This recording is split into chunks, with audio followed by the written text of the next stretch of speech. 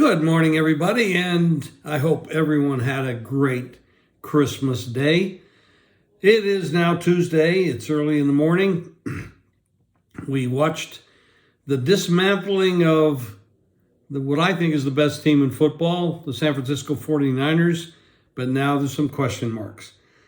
I think I mentioned earlier that if Trent Williams is not on the offensive line, San Francisco is going to have problems. They have a young quarterback who doesn't handle the pressure all that well. He's semi-mobile, but not enough. He's certainly not Lamar Jackson. He got undressed last night. Baltimore did them in. A lot of the early points by Baltimore came off turnovers, but that's part of the game. San Francisco can still elevate themselves to the position of hosting at home. It looks like they still would be the favorite to do so.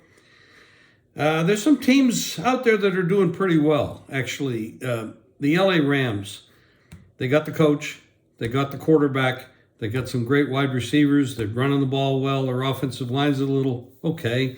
Defense, they're okay. They're not a great team. They don't have stacked players everywhere that are superstars, but they got it going right now, and that's the dangerous time, a dangerous situation for anyone having to face them, because they can score.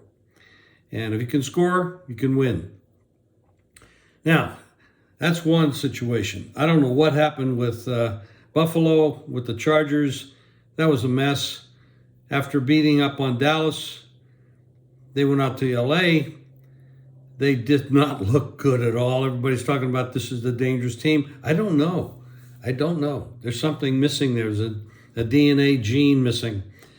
Miami, Dallas goes on the road, plays another road game where they didn't win. However, it wasn't terrible. Now, I'm not super high on Miami because I think even though they have a lot of speed players, good coaching, et cetera, Tua is playing good, ball out of his hand quicker than anybody else in the league. They're a little bit fragile in so far as a lot of their players are speed guys. They're not big, burly guys that don't get banged up and hurt real quickly. It could cost them. It probably will. This week they're going to play Baltimore, and Baltimore is the team that just dismantled San Francisco. Let me move this screen a little bit. And Baltimore starts out 3 up to 4. 47's the total. Gonna have to watch the weather. You can't just go jump out there with these in this situation with the weather that we get around the country. But that's a big move from San Francisco all the way back home to play Miami, who's coming off with a little bit extra rest one day. It's going to be interesting. Talk about Kansas City. This is the defending champion. Mahomes is whining a lot. It's not a good look on his part. Yeah, he came into the league and he's dominated the league. I mean, he's a great quarterback and got a great head coach, a lot of weapons, but not as many weapons as they had. They got rid of some really good players. I mean, there's a lot of them are down with Miami, and it's showing. Kelsey's getting a little older. They're making good money. They're doing a lot of commercials. Anytime somebody does a lot of commercials, and both of these guys, Mahomes and Kelsey, are doing that, you got to wonder how much time they have on the field practicing and focusing. Because I've done commercials in my life. It takes a lot of time, especially with this network quality stuff. You can be days doing a commercial. So that means you're not playing football. Anyway, I think they lose focus. I think they are still in the AFC. When it comes down to it, it's them and Baltimore at the moment, especially if Baltimore can hold serve this week against Miami. But I'm not impressed. I'm just not impressed. And the wide receivers are very weak on this team. Very unimpressive. Tampa Bay's hosting the Saints. This is a big game for division there. 7-8 team against an 8-7 team.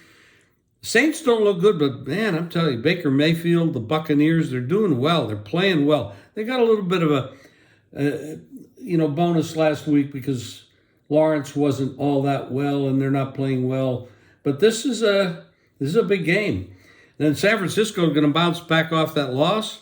They go to Washington, who's a mess. That's going to be very interesting. I know Purdy got a little banged up. Darnold came in and looked okay. It's still a great team with a lot of great weapons. CMC, it's a tough situation there. I mean, if Trent Williams is not at left tackle, this is a different football team. This is probably the best left tackle in football. You got two right-handed quarterbacks there with Darnold and Purdy, and Purdy doesn't handle the pressure that well. In the 4 games they lost, it was Trent Williams was hurt in all 4 of those games. So that's a big one. They're laying 13.5, 14 points at the Commanders, who are a disaster anyway. But Brissett is probably the best quarterback they have, and they should use him. It gives them more stability. They can be dangerous. I certainly would not lay that kind of price. Now, we know the Bengals are gone, but they're going to play against the Chiefs. The Bengals looked like crap against Pittsburgh the other day, and Browning didn't hold up. And a lot of these guys, they run into pressure. They don't look good. And the Chiefs are going to have to bounce back, and it's laying 7 points at home. The Broncos are out.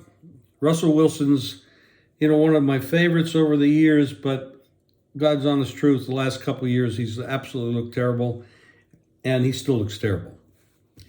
The Vikings and the Packers, that's a big game. Both 7-8. The late game on Sunday, Vikings are 2, 46.5, up from 43.5. It's a good move on the total. Big game there. The Eagles, they're okay. They're not playing great. They almost blew the game against the Giants. Now they're going to play the Cardinals. The Cardinals have nothing to play for, a 3-12 team. But they got Murray, and Murray is a dangerous guy. And he's different. He's kind of a little bit like Lamar. He moves around a lot. He's hard to defend. The Eagles have to keep their head on straight, but they have the inside track here with getting home field, winning the division. Rams are going to be at the Giants. I can't see how the Giants can hold up against this club. I mean, laying 6 on the road, 6.5 on the road is a tough spot. But the Colts, Raiders, the Raiders are playing hard. They got this interim coach. They like him. They play hard. The Colts are kind of iffy. Not too much there. The Texans should get their quarterback under center this week, and the Titans are folding. 5-10 on the year, really nothing to play for. I look for the Texans to come up big in this game. They have a shot at the playoffs, and a lot of these teams do. And it's wide open. We got 2 weeks to go. It's wide open. The Falcons at the Bears. These are 2 losing teams. Outside shot for the Falcons because of the division they're in. Not impressed. I don't know why the hell the Patriots are trying to win. They should be getting draft choices. That should be focused. But the players are playing for their jobs. It's the executives that are thinking about draft choices. Players don't think about getting draft choices because it's their jobs. They're going to lose to their draft choice. So it's the executives and the coaches that might make that kind of decision. But in that spot, the Bills are 12 and against the Patriots 40.5. I don't know what to think of the Bills. I really don't. It's a mystery. And then you got Pittsburgh. Where the hell did they come from? All of a sudden, they come up with a big game. Of course, they forced Browning into turnovers. He looked absolutely horrible, like Purdy did on Monday night. And now Pittsburgh goes to Seattle. And Seattle has eked out a couple of victories. Seattle's laying 3.5 in this game. That is too many points. These teams are not that different. They got the same record. Got 2 old coaches that know how to coach. That's just too many points. This could go either way. It's exciting. It's exciting. You've got the college hoops. You got the NBA. That's not doing too bad in the NBA actually, but it's hard with the resting players and all that stuff. But the college hoops is heating up really good. and doing really well in the NFL. The last couple of weeks have been absolutely dynamite. Look forward to another great week. I'm going to do some more in-depth podcasting when I get some more injuries. Now, there's a Thursday night game, the Jets at the Browns. Browns are 7. Flacco's been dynamite. They're throwing the ball like 70% of the time. The running game's a little sketchy, but 44 out of 75 plays, they threw the ball. Flacco's been absolutely dynamite. The Jets, I don't know what the Jets are doing. They say that Saleh will be back. Who's going to be the quarterback? I don't know. Well, I guess it would be Aaron Rodgers if he wants to play, but you never know about Aaron Rodgers. He likes to be in the media, but he knew all along he wasn't going to play this year, but he likes to have his name in the paper, if there were papers anymore. But he likes to be on TV, likes to do podcasting, he wants to stay in the limelight, but I don't know that he wants to come back and play football. We'll find that out. But I'm going to do more. This is Tuesday morning. I'm probably late Wednesday. I'll do another one. Thanks, guys.